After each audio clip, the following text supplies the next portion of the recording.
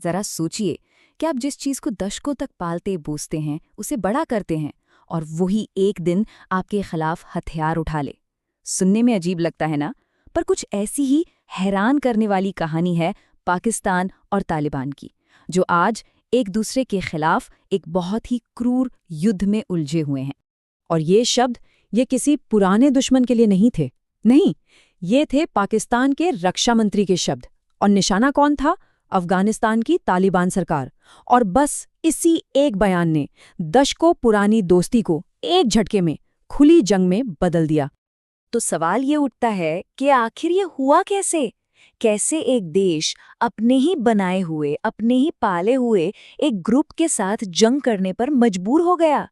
इस पूरी पहेली को सुलझाने के लिए चलिए थोड़ा पीछे चलते हैं, इतिहास में। देखिए, पाकिस्तान की इस पूरी कहानी की जो जड़ें हैं ना, वो एक खास मिलिट्री थ्योरी में छिपी हैं। ये समझने के लिए कि उन्होंने तालिबान को बनाया ही क्यों, हमें उनकी सबसे बड़ी इनसिक्योरिटी और उनकी सबसे बड़ी जियोपॉलिटिकल स्ट्रैटेजी दोनों को समझना पड़ेगा। इससे कहते हैं स्ट्रेटेजिक डेप्थ। अब ये है क्या? चलिए इसे ऐसे समझते हैं। मान लीजिए ये आपका घर है और आपको अपने और अपने पड़ोसी के बीच में ना एक बड़ा सा बफर जोन चाहिए, एक बड़ा सा बगीचा चाहिए, ताकि कोई भी खतरा सीधे आपके दरवाजे तक आ ही ना पाए। पाकिस्तान के लिए अफगानिस्तान बिल्कुल वही बगीचा था और भारत वो पड़ोसी जिससे उसे हमेशा खतरा महसूस होता था। और इस स्ट्रैटेजी को असलियत में बदलने के लिए ना पाकिस्तान ने दशकों तक काम किया।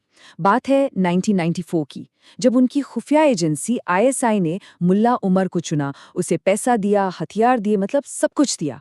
और नतीजा ये हुआ कि सिर्फ 2 साल के अंदर तालिबान ने काबुल पर कब्जा कर लिया। यहाँ तक कि 9/11 के बाद जब अमेरिका ने तालिबान को सत्ता से हटा भी दिया, तब भी पाकिस्तान ने अपना डबल गेम खेलना बंद नहीं किया। दुनिया के लिए वो अमेरिका के दोस्त थे, लेकिन पर्दे के पीछे वो तालिबान को ही पनाह दे रहे थे। लेकिन कहते हैं ना, आप जिस आग से खेलते हैं वो कभी कभी आपको भी जला देती है।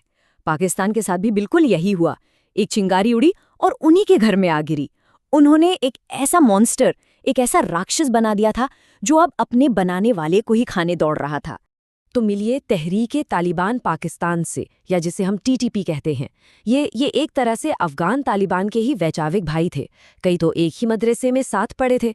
लेकिन जब उन्होंने अपने मालिक यानी पाकिस्तान को अमेरिका के साथ खड़ा देखा, तो बस उन्होंने पाकिस्तान को ही अपना सबसे बड़ा दुश्मन घोषित कर दिया। और उनका मकसद बिल्कुल साफ था, पाकिस्तानी सरकार को उखाड़ फेंको।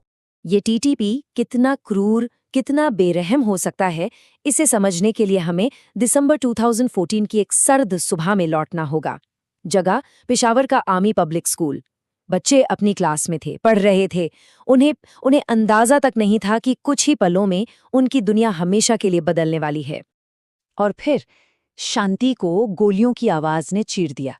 TTP के आतंकी स्कूल में घुस आए और उन्होंने एक-एक क्लासरूम में जाकर बच्चों को निशाना बनाया। उस एक दिन 132 बच्चों की हत्या कर दी गई।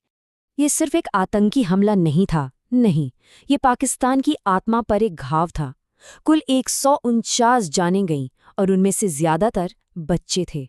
बस उस एक दिन ने पाकिस्तान को हमेशा के लिए बदल दिया और TTP देश का सबसे बड़ा दुश्मन बन गया। चलिए अब थोड़ा फास्ट फॉरवर्ड करते हैं। साल 2021 में अमेरिका अफगानिस्तान से जा चुका है और तालिबान वापस काबुल की गद्दी पर है। पाकिस्तान में तो जश्न का माहौल था। उन्हें लगा, वाह, दशकों की मेहनत रंग ले आई। लेकिन कभी-कभी आपकी सबसे बड़ी जीत ही आपकी सबसे बड़ी हार बन जाती है। उस वक्त पाकिस्तान के प्रधानमंत्री थे इमरान खान। उन्होंने कहा कि ये गुलामी की जंजीरों का टूटना है। और यही बयान उस बहुत गहरी गलतफहमी को दिखाता है जिसमें पाकिस्तान जी रहा था। उन्हें लगा कि उन्होंने अपनी कठपुतलियों को फिर से गद्दी पर बिठा दिया है, लेकिन वो ये भूल गए कि उन कठपुतलियों के धागे अब किसी और के हाथ में थे। और इसका नतीजा इन आंकड़ों में बिल्कुल साफ दिखता है। जैसे ही तालिबान वापस आया, पाकिस्तान के अंदर TTP के हमले आसमान छूने लगे। आप देखिए, 2025 तक आतंकवाद से होने वाली मौतें लगभग डबल हो गईं। पाकिस्तान की जीत का वो जश्न बहुत जल्दी मातम में बदल गया।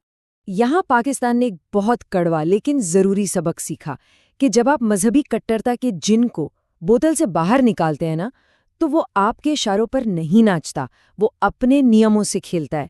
और इस बार ये खेल पाकिस्तान के ही खिलाफ था। तो अब दोनों तरफ से तलवारें खिंच चुकी थीं। पर ये कोई सीधी साधी लड़ाई नहीं थी। नहीं, ये एक ऐसे रणनीतिक गतिरोध, एक ऐसे डेडलॉक में बदल गया जहां हर अगला कदम पिछले से ज्यादा खतरनाक था। और इस सिचुएशन में एक बहुत गहरी आयरनी थी, एक विडंबना थी। सोचिए, पाकिस्तान का सबसे बड़ा दुश्मन टीटीपी अब पनाह ले रहा था उसके सबसे पुराने सहयोगी अफगान तालिबान के पास। ये तो इतिहास का एक क्रूर मजाक था, क्योंकि सालों पहले पाकिस्तान ने भी तो बिल्कुल यही किया था अमेरिका के साथ, जब उसने उसामा बिन लादेन को अपने यहाँ छुपाया था। और ये तालिबान की दुविधा को दिखाता है। वो एक ऐसी रस्सी पर चल रहे थे जिसके एक तरफ था पाकिस्तान का दबाव जो कह रहा था टीटीपी पर एक्शन लो, और दूसरी तरफ थी एक गहरी खाई जिसमें आईएसआई के जैसा एक और भी ज्यादा खतरनाक मॉन्स्टर इंतजार कर रहा था। अब सोचिए, अगर वो टीटीपी को दबाते तो उसके हजारों लड़ाके भागकर सीधे आईएसआई के में शामिल हो जाते। मतलब तालिबान के लिए सिरदर्द और बढ़ जाता। और बस यहीं पर आकर बात पूरी तरह से फंस गए।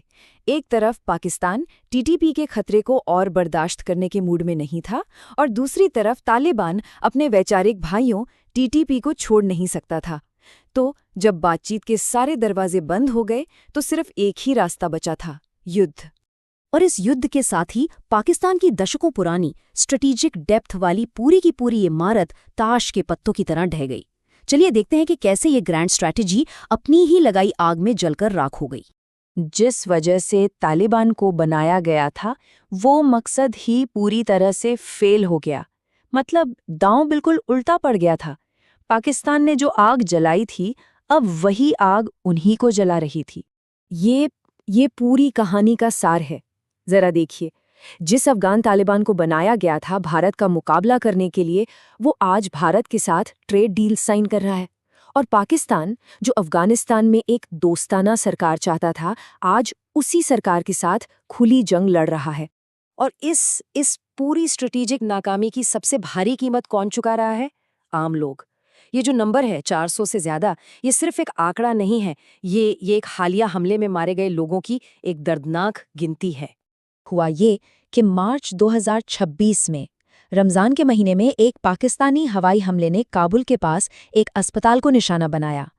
पाकिस्तान का कहना था कि वो एक आतंकी ठिकाना था, लेकिन मलबे से जो तस्वीरें सामने आईं, उनमें बच्चों के खिलौने थे, उजड़े हुए परिवार थे, और वो एक अलग, दिल दहला देने वाली कहानी कह रही थीं। और ये सब हमें इस विश्लेषण के आखिर में एक बहुत ही ज़रूरी सवाल पर लाकर छोड़ देता है। इस लड़ाई का कोई आसान अंत तो नजर नहीं आ रहा।